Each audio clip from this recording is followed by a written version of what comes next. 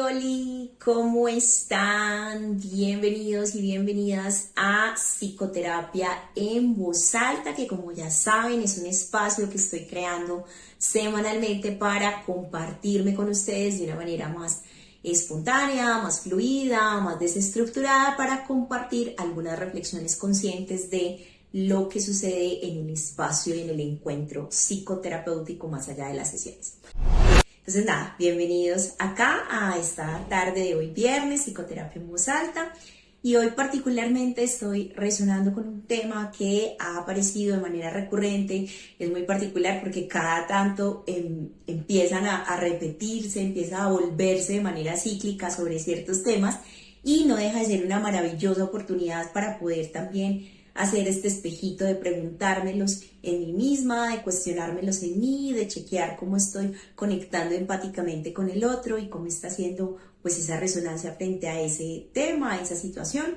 Y tiene que ver con los deberías, con el peso de los mandatos, que en psicología y en terapia Gestalt llamamos mandatos a todas esas creencias, frases, actuaciones que introyectamos de manera automática o de manera inconsciente desde que estamos chiquitos y que generalmente vienen dados por nuestros padres, nuestros cuidadores o los entornos en los que nos hemos desenvuelto. Casi siempre estos mandatos nos dan cuenta o buscan dar cuenta de una forma de actuar o una forma de responder frente a una situación. Entonces, son mandatos y deberías que están bien estructurados y bien validados casi siempre desde lo cultural, desde lo social, y que desde el espacio psicoterapéutico pues se vuelve importante el poder cuestionarlos, el poder chequear cómo estoy transitando, cómo estoy actuando, desde qué lugar de mí o qué malestar o con qué nivel de disposición consciente estoy ajustándome o no a esos deberías y a esos mandatos. Entonces, por ahí es bien típico, y quienes están en consulta conmigo lo saben, y es que estas frases que empiezan con tengo, debería, casi siempre es como, venga, stop, porque vamos a repetir nuevamente en voz alta esta frase y vamos a cambiarla por un quiero, un puedo, un necesito y finalmente un elijo.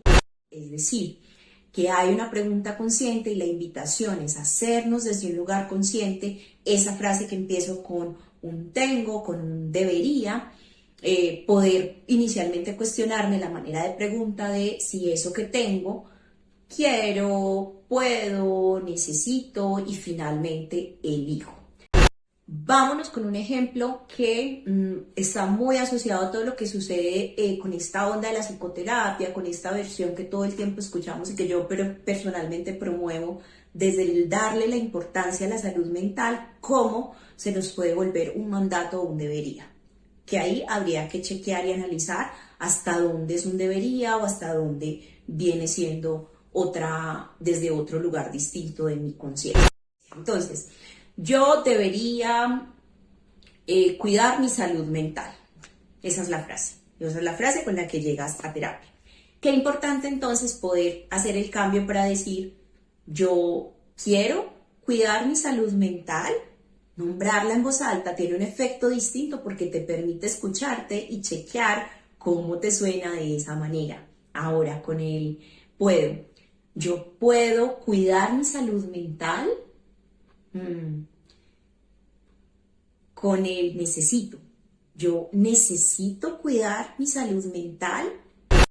Y finalmente, después de todos los análisis anteriores, después de la escucha activa y consciente de mí misma en estas preguntas, qué importante entonces poder decir, elijo o no elijo cuidar mi salud mental, en qué momentos, con qué condiciones, o como les suelo decir y compartir, aplican condiciones y restricciones para eso que inicialmente llegó espontáneamente como un debería o como un tendría que. ¿Qué pasa con este ejercicio? Me encanta, lo amo, porque casi siempre nos cambia el chip cuando lo hacemos desde el cuestionamiento con estas otras palabras o con estas otras versiones, y es que el quiero me pone en una dimensión o nos pone en una dimensión de deseo, evidentemente, de si es eso lo que deseo o lo que no, frente a lo que estoy queriendo, viviendo, transitando en mi vida. ¿Qué pasa con el puedo? Me encanta el puedo, porque el puedo nos conecta con dos asuntos, y es, por un lado, mi capacidad, mis recursos para movilizar todo lo que puedo o no hacer, y por el otro, justamente, es con la limitación, con entender de manera realista, no todo lo puedo hacer, o uniéndolo al anterior, que no todo lo que puedo hacer es lo que quiero hacer realmente.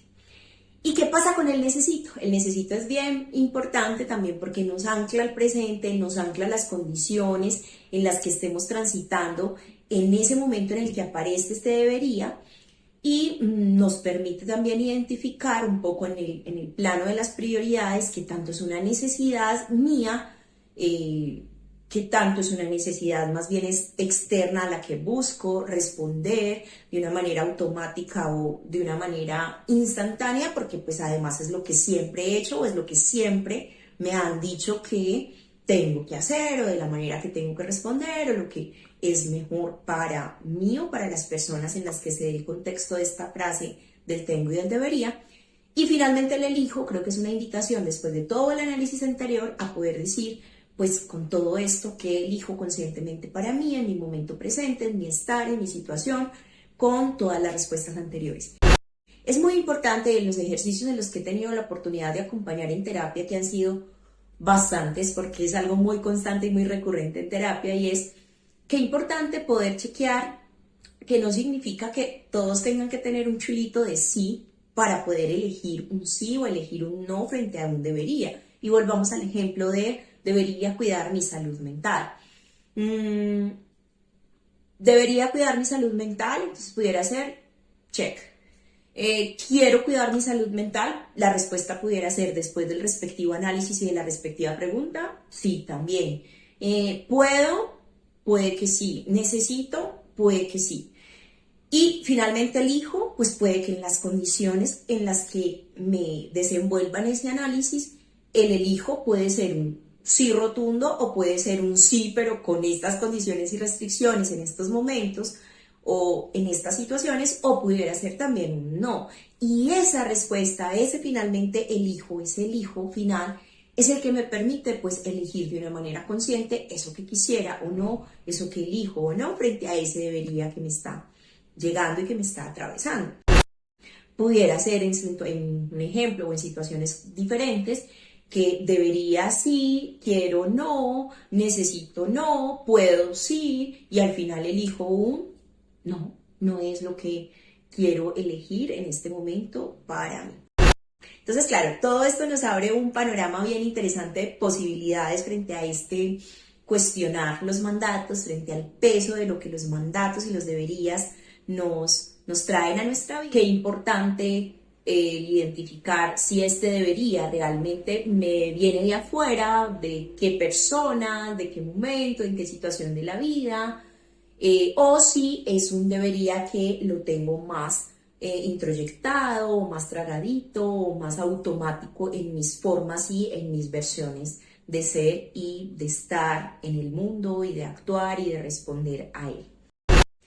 ¿Para qué? Pues finalmente para poder transitar conscientemente el reconocer este debería, que igual es importante verlo, reconocerlo, validarlo desde un lugar importante porque por algo existe y está, y poderlo transitar desde esta estrategia con una versión mucho más consciente y mucho más conectada con tus necesidades y con lo que el afuera está necesitando de ti.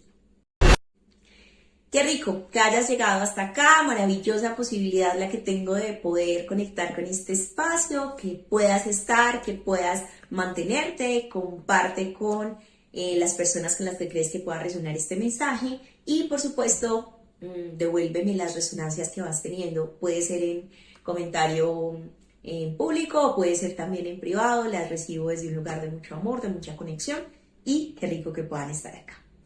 Chao, hasta la próxima.